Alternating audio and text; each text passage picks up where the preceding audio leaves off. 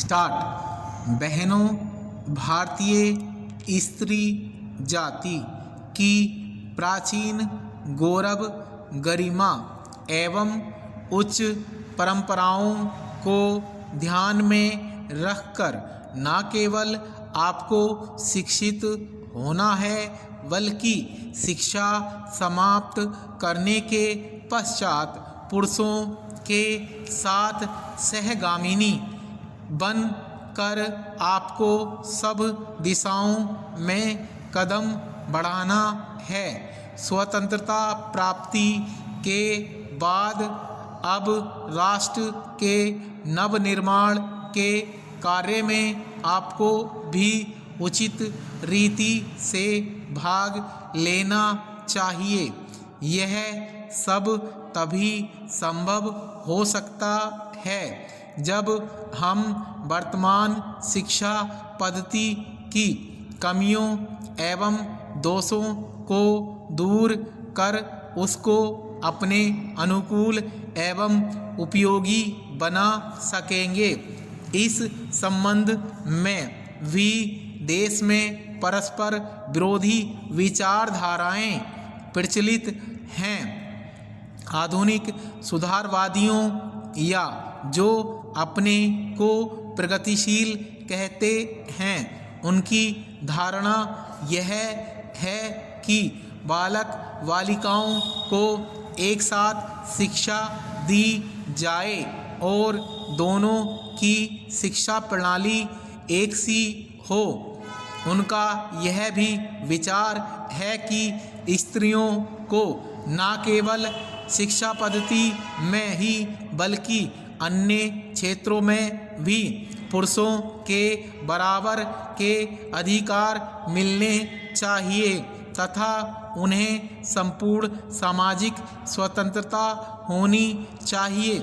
उन्हें समाज के समस्त व्यवसाय और व्यापारों में समान रूप से भाग लेना चाहिए और शिक्षा प्रणाली की रचना इन सबके अनुकूल होनी चाहिए। दूसरी ओर कट्टरपंथियों के विचार इनके विपरीत हैं। इस प्रकार स्त्री शिक्षा और अन्य बातों के संबंध में हमारे देश में वर्तमान समय में परस्पर विरोधी विचारधाराएं प्रचलित होती हैं। इन दोनों में से कौन सी विचारधारा उपयुक्त हो सकती है और किसके द्वारा हमारी संस्कृति एवं सभ्यता फल फूल सकती है, इस पर हमें ध्यान देना आवश्यक है। जहाँ तक मेरा अपना विचार है, मैं समझता हूँ कि हमारे लिए इन दोनों के बीच के मार्ग को अपनाना श्रेयस्कर होगा।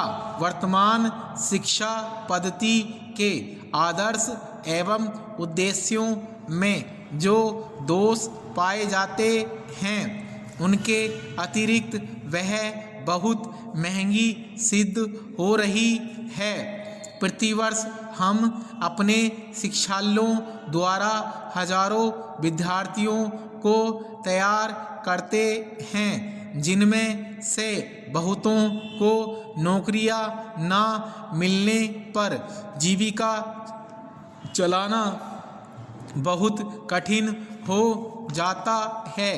इस प्रकार हम अपने शिक्षालयों द्वारा जहां काफ़ी संख्या में विद्यार्थी बेकार तैयार होते देखते हैं, वहां फैशन परस्त भी तैयार होते देखते हैं।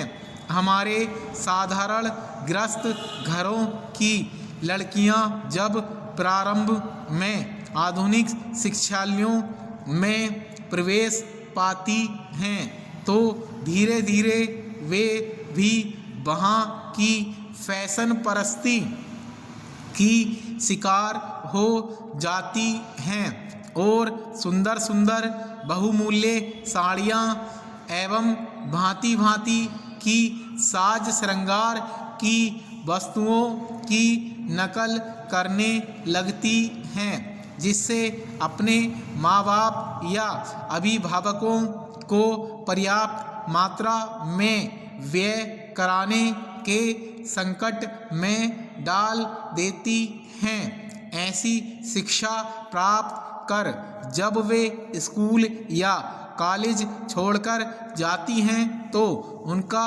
जीवन भार स्वरूप होने का भय रहता है, क्योंकि जीवन के कार्यक्षेत्र में वह अपव्ययी शिक्षा पद्धति धनोपार्जन के उपयुक्त सिद्ध नहीं हो सकती।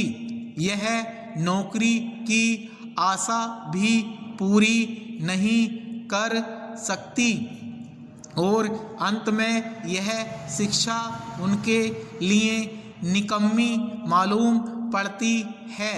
इसलिए हमें सचेत होकर सोचना है कि क्या वर्तमान शिक्षा पद्धति ही हमारे लिए उपयुक्त है। स्टॉप।